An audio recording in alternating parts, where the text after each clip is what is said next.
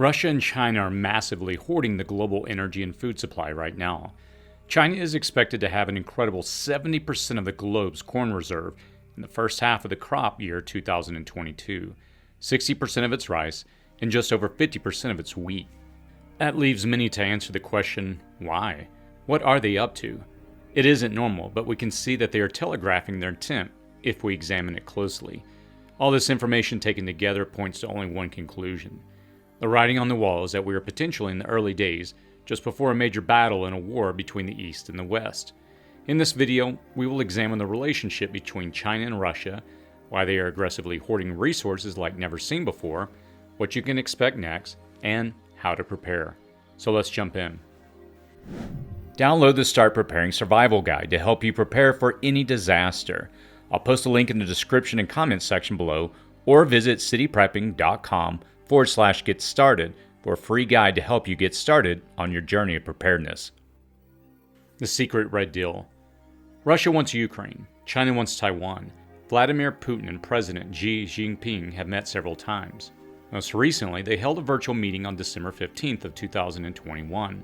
Russian Foreign Minister Sergei Lavrov met with his Chinese counterpart Wang Yi earlier in 2021. Sino-Russian relationships have sweetened in recent years. They announced their first joint space project together. Even as a non-Arctic state, China is aligning itself with Russia strategically in the Arctic to ensure northern trade routes and resources.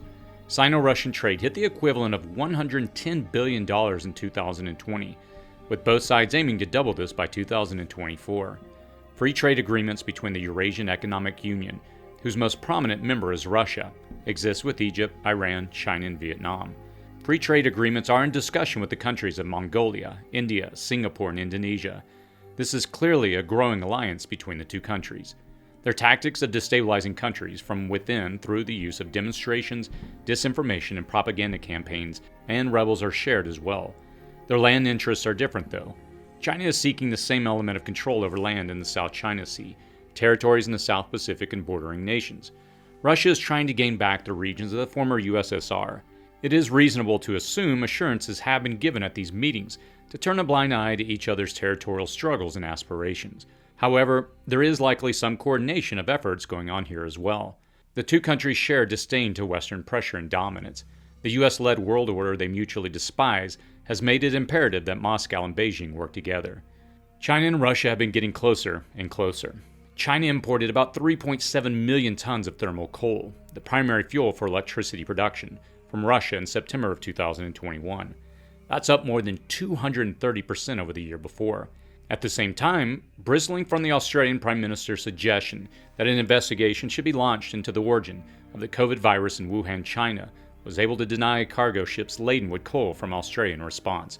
The US, perhaps in response to the warming of these red-leaning autocratic partners, abandoned a $66 billion deal with France in favor of an agreement to help Australia deploy nuclear-powered submarines. This, of course, infuriates China and Russia both, especially China, with its aspirations to control the Pacific and probably Indian Oceans. Grains of the real truth. Russia and Ukraine account for about 30% of world wheat exports, and Ukraine exports about 16% of world corn exports. An invasion of Ukraine would create chaos and embargoes against Russian grain exports. China would most assuredly not embargo Russian grain. China and Ukraine's combined wheat exports for the 2021-22 marketing year are estimated to account for 23% of the global total of the 206.9 million metric tons. Ukraine accounts for an estimated 16% of global corn exports. So you can quickly see how critical Ukraine's resources are to the totality of Putin's power. For its part, China produces 134 million metric tons of wheat. Combined, it is 44% of the entire world's wheat supply. China has been hoarding grain immediately following these critical Russia-China meetings. This is more than just coincidental. China is expected to have an incredible 70% of the globe's corn reserves in the first half of the crop year 2022, 60% of its rice, and just over 50% of its wheat. This is all according to the data from the United States Department of Agriculture. I will repeat this information for you another way because it's critical to understand. So, half of all the world's wheat is in China. Over half of all the rice in the world right now is in China. And all but 30% of the world's corn is in China. you can bet that Russia holds a large share of the remaining reserves. In most cases, processing companies and trading houses in China, Russia, and India are state organizations running those storage facilities for the rest of the world. In the EU, hardly any farmers store grain or oil seeds. The world's grain reserves are primarily in the hands of just 3 countries, 2 of which are hostile to the West. The third is, at least economically and geographically, aligned with the others. What happens if Russia and China just flip the switch, shut off, and shut down the storage facilities along with their excess reserves? The answer is that the world would starve without its grain. Prices would soar. Farmers in non-aligned countries cannot obtain the seeds that they'll need. Ranchers cannot get the feed that they need. Manufacturers cannot get the raw materials they need. I don't know about you, but I'm not currently growing corn, rice, or wheat. It's more than just grain, though. When you look at fossil fuels, China has been hoarding coal, stepping up its production, decreasing its exports, and realigning its exports with Russia. For its part, Gazprom, Russia's largest global energy company, has inked deals with former Soviet countries like Moldova, Hungary, and even with the presidential dictatorship of Turkey. At the same time, Europe is trying to free its independence of Russia's gas exports, and Gazprom is closing critical pipelines and not seeking new contracts, which is evidenced by the fuel giant's lack of contracts for exporting via the Yamal-Europe pipeline in February. Of note, Gazprom has not booked gas transit capacity for exports for February via 2 lines into Ukraine. East versus West. All of this information taken together points to only one conclusion. We even have a realistic time frame for it. I have previously covered Russia's chess game in Ukraine, but I haven't covered China's intentions with Taiwan in the South China Sea in depth. Based on this information, we can deduce that the 2 countries' territorial aspirations may be in concert with each other. The 2 countries have had more official and unofficial meetings. The 2 countries have territorial ambitions. The 2 countries have been hoarding food and fuel. The 2 countries have sought to destabilize opposing countries through orchestrated misinformation and division campaigns. The 2 countries have engaged in state-sponsored cyber warfare intended to destabilize adversaries. The 2 countries have profited the most off the rest of the world's overdependence on supply chains and fossil fuels. Both countries have anti-Western sentiment and a deep dislike for NATO. Russia, because it sees the organization as a threat to its sovereignty and autonomy, and China because of the 1999 NATO bombing of the Chinese embassy in Belgrade. That led to Chinese officials condemning the attack as a barbaric act and a war crime. It has also led to Chinese students around the world protesting what it called NATO fascism.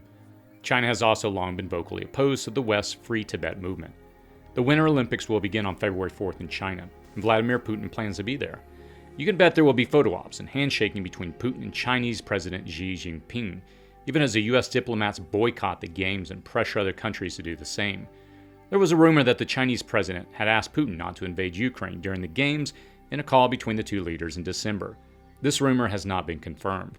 The U.S. has said it will not send dignitaries to the games, which begin on February 4th, in a protest over China's detention of more than 1 million Uyghur Muslims in the northwestern region of Xinjiang.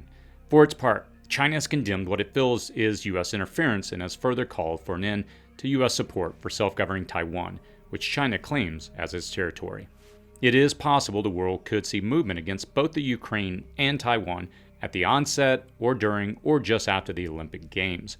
China is not likely to want to see any overt aggressive tactics implemented while it's hosting the Games, but China doesn't control Putin in any way. Putin cannot let the conflict in Ukraine perpetually brew without some resolution. Given the recent movements in Belarus, it doesn't look like he is waiting. More than likely, further secret deals between the 2 countries will be struck. Perhaps an actual timeline and date will be established to coordinate their separate territorial actions. Until then, the hoarding activities will be continued. Both countries know that further conflicts are brewing on their horizons. They are hardening their countries against global opposition. They are, in effect, prepping. The writing on the wall is that we are in the early days, just before a major battle in a war between the East and the West. What can you expect? Let's just call it at this point and act as if China will move aggressively against Taiwan and Russia will move aggressively against Ukraine. Diplomacy hasn't diverted them from their respective paths. The Western alliances are fragmented. The world still reels from the failings of the supply chain it has been overly dependent upon. The world is still recovering from a bad case of COVID. Western countries suffer from deep political divisions that are stoked by foreign troll farms and render positive governance and legislation impossible. To that, any unified, coordinated, and popularly supported retaliation for Russia or China's overreach would be weak. Expect embargoes. Expect some limited military support and actions that could escalate dramatically. Large wars that unite a population against common enemies also bring that population together in its suffering. A larger war may be the cure for Western divisiveness. Accepting these conclusions, you can expect to see even more massive price hikes and shortages in the coming months. Fossil fuels and food prices will spike sharply upward even as the supply is depleted. Expect cyber warfare to possibly shut down critical supply chain and grid components, railways, processing plants, manufacturing plants, shipping intermodal terminals, electrical, water, and natural gas municipal grids. It's very possible that the JBS and Colonial ransomware attacks last year were merely Russia simply flexing. Just as we conduct nuclear and missile tests to demonstrate to adversaries our militaristic might, these attacks may have just been minor demonstrations. An all-out and orchestrated attack on the US and European systems could result in a grid-down situation lasting weeks or months. It could destabilize countries completely. It would assuredly eliminate any opposition to territorial expansions of either China or Russia. We'll likely see clandestine, Russian-sponsored, small-action sabotage attacks on US and allied soil. The perpetrators will either be unknown, domestic actors unaware of their actual puppet string attachments to Moscow or Beijing, or lone wolf incidents seemingly without rational explanation. A covert, coordinated attack in a city near you is possible. We just don't know the extent of the Putin playbook. We don't know the lengths to which Xi Jinping will go. We don't fully comprehend the scrimmages they're planning together. It's hard to build a defense when you can't fathom the clandestine strength and playbook of the offense. The West is increasingly more divided every day. The East is becoming increasingly more tightly aligned in lockstep with each other. What can you do? There isn't really much you or even one country can do against such a larger and orchestrated scheme, the parts of which we don't fully grasp. Many countries, the US included, are looking at a multi-year retraction from the world stage and global influence. Many countries may have to move away from the US dollar for the purposes of international trade. World systems will require national and regional solutions. Some will need to shrink even further into local systems to meet their resource needs. The search for cheap labor and the global addiction to overseas products appear to have reached their climatic conclusion. For the next several years, many will see turning away from global visions to concentrate on getting what they need to survive at home. You can start prepping or expand on your prepping activities. You can plan, grow, and prepare at least a portion of your own food. You can strive for some solution that provides you even a little grid independence. You can cultivate your local community, realizing that national and global relevance is receding. The best you can do is to prep for at least 3 weeks, if not 3 months, or making it on your own. The initial supply you have set up for yourself will only last you through the initial volleys of a global conflict. This global conflict unfolding before us could dramatically alter our way of life. You need to develop the knowledge, the skills, the resources to rebuild a way of life in a dramatically different world. Are we heading towards another world war? It is a possibility. The problem between a war like now and a war like previous ones is that our whole society is dependent upon a supply chain that flows, cheap labor, and the strength of the United States dollar, and a US-led vision of democracy and freedom throughout the world. It could bring instability right to your doorstep. Even if there isn't a protracted ground war, EMPs are not out of the realm of possibility. Likely, even Putin wants to avoid such an extreme option in place of covert actions. By March, we will likely see movement in Ukraine and possibly Taiwan. Each draws upon the distraction of the other to diminish any focused global blowback. While both countries share a common disdain to Western pressure, both are keen to preserve maneuvering room in the conduct of their respective policies. Stay tuned. Double down on your prepping efforts and your readiness to take over the reins of your supply chain. Cultivate your local resources. Are we heading into another global war? Is diplomacy even possible at this point? Let me know your thoughts in the comments below. I try to read the comments and respond to them when I can, and that's typically within the first hour of releasing a video. Please consider subscribing to the channel if you'd like to be notified when I release a video, and give this video a thumbs up to help the channel grow. As always, stay safe out there.